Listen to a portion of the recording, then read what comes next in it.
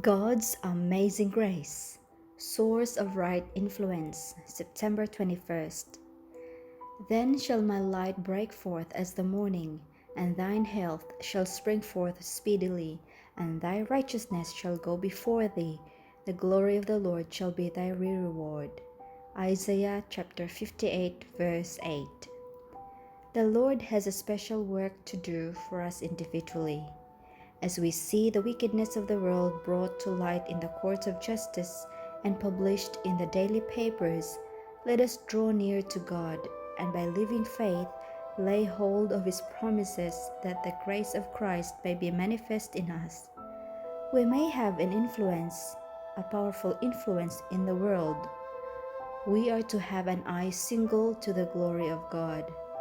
We are to work with all the intelligence that God has given us, placing ourselves in the channel of light, that the grace of God can come upon us to mold and fashion us to the divine similitude. Heaven is waiting to bestow its richest blessings upon those who will consecrate themselves to do the work of God in these last days of the world's history. There is nothing in us of ourselves by which we can influence others for good. If we realize our helplessness and our need of divine power, we shall not trust to ourselves. We know not what results a day, an hour, or a moment may determine, and never should we begin the day without committing our ways to our Heavenly Father.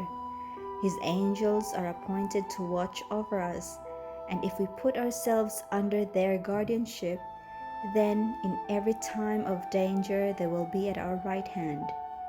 When unconsciously we are in danger of exerting a wrong influence, the angels will be by our side, prompting us to be a better course, choosing our words for us, and influencing our actions.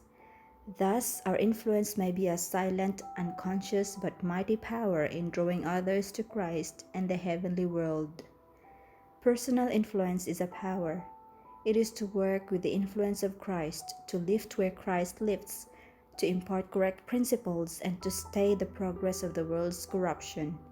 It is to diffuse that grace which Christ alone can impart. It is to uplift, to sweeten the lives and characters of others by the power of a pure example, united with earnest faith and love.